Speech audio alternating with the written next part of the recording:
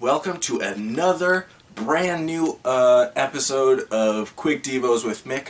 Today we have an exciting thing happening, and I'm not exactly sure what we're going to talk about, but I'm sure it'll be really fun. And, I think someone's coming out the door. Oh, who could it be? Mail. Oh, it's mail. Okay, he's really nice. His name is Postman Malone, but he talks a lot. So just take it easy and it'll be fine. So, Hey, Mickey boy, I got some mail for you. thank you. Is this it? Yes, it is. Thanks. Hey, you heard about all those drones stealing our jobs? Yes, thank you. Thank All you, right. Postman Malone. See you now. See ya. Well, I just got a letter, and I wonder who it's from. Let's see. Dear Mick, I'm so confused. Where did we come from? What happened? How can I fix this? But more importantly, what is the gospel? Signed with love by random viewer number 7. Well, random viewer number 7, that's a great question. And so, today we're going to be looking at what the gospel is. Let's try to explain it simply because it is a big concept that we can explain very simply. But the Bible does tell us to always share the gospel, so if we can't explain it, then we have a big problem. So let's look at it in not one, not two, not three, but 4 different ways. In fact, we can split the gospel in 4 distinct parts that are just very simple. The first question that was asked is, where do we come from? Well, that's also part of the gospel. God created us for Him. So He decided to make the world we live in for His pleasure and His pleasure alone. So that's the first part of the gospel. And then we have the second part. What happened? Well, what happened is that sin crept into the world and we decided to rebel against God, the God who made us for Him. And what ended up happening was that we decided to go our own way.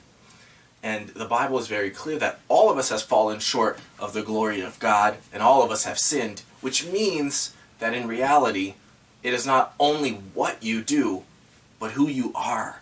Because what ends up happening is that from Adam and Eve, we were declared sinners in the eyes of God, guilty, through who we're from. And then, the next question, how can things get better? Well, it's very simple. It's in the person of Christ. Because you see, for good news to happen, there needed to be bad news. The fact that sin crept into the world. But the good news is that Christ is the only way to the Father. That means that He paid the price, because the Bible tells us that the wages of sin is death. And so, what the Bible tells us is that Christ came upon the earth, fully God, fully man, to pay a price that only man could pay, but to endure it and survive that punishment, the entire wrath of God, only like a God can. And so, being fully man, fully God, paid the price so that we may be brought back with Him, brought back to the original purpose of being created for God and for His pleasure. But then that leads us, how can I be put right? How can this work? Well, it's about something called faith. You see, the Bible tells us that we are saved through faith. And faith is more than just hoping that things will be made right. Faith is more deeper than that. It is a very deep thing. It tells us that what we learn is that faith is about hope, yes, but it's also about trust in God's grace. See, grace gives us faith as a gift, and God feeds that. And what we have is a trust and a hope that is everlasting, that does not fail, because the God who gave us that gift does not fail either. And so the gospel is those 4 things. It's how we got here, because God created us. It is how we fell from that when sin crept in. It is who can make it right? Christ, paying the price for our sins. And how can it be made right? By us believing that the work of Christ was sufficient, that it was enough to save us, by putting our faith in Him.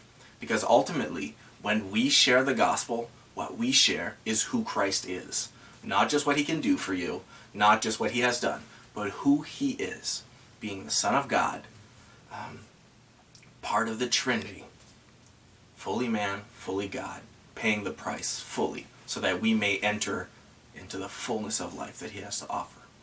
And so I hope that today that you've learned a bit more about the gospel, and like always, I just pray that God would bless you and keep you, and I just hope that you have a blessed rest of the week. Amen.